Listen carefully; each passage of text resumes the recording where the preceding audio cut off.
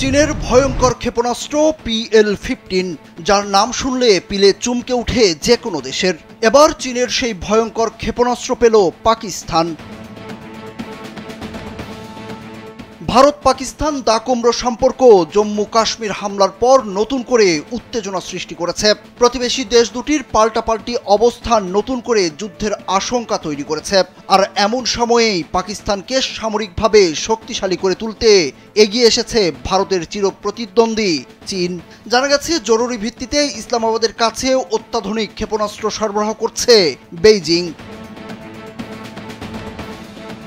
ভারতের সংবাদ মাধ্যম ফার্স্ট পোস্টের প্রতিবেদনে বলা হয়েছে, সম্প্রতি পাকিস্তানের হাতে অত্যাধুনিক PL-15 আকাশ থেকে আকাশে নিক্ষেপযোগ্য ক্ষেপণাস্ত্র তুলে দিয়েছে চীন।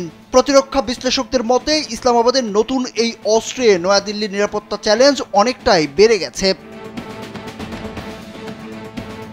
খবরে বলা হয়, গত 27 এপ্রিল পাকিস্তানের বিমান বাহিনী সামাজিক যোগাযোগ মাধ্যমে 3টি JF-17 যুদ্ধবিমানের ছবি প্রকাশ করে, যা চীনা PL-15 ক্ষেপণাস্ত্রে সজ্জিত ছিল। এই যুদ্ধবিমানগুলোর ছবি প্রকাশের মাধ্যমে পাকিস্তান পরোক্ষভাবে ভারতের প্রতি এক ধরনের শক্তি প্রদর্শন করেছে বলে মনে করছেন বিশেষজ্ঞরা।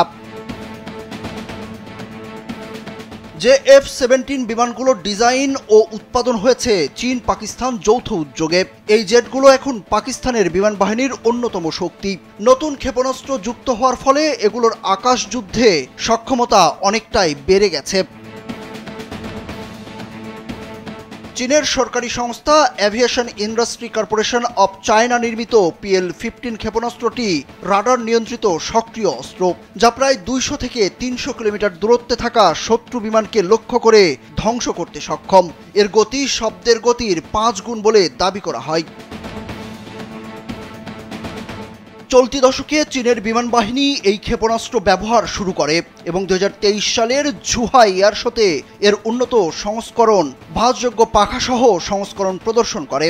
যদিও এক্সপোর্ট ভার্সনের পাল্লা প্রায় 145 কিলোমিটার বলা হয়, তবে প্রতিরক্ষা সূত্রের দাবি পাকিস্তানের হাতে থাকা সংস্করণটির পাল্লা এর চেয়েও বেশি।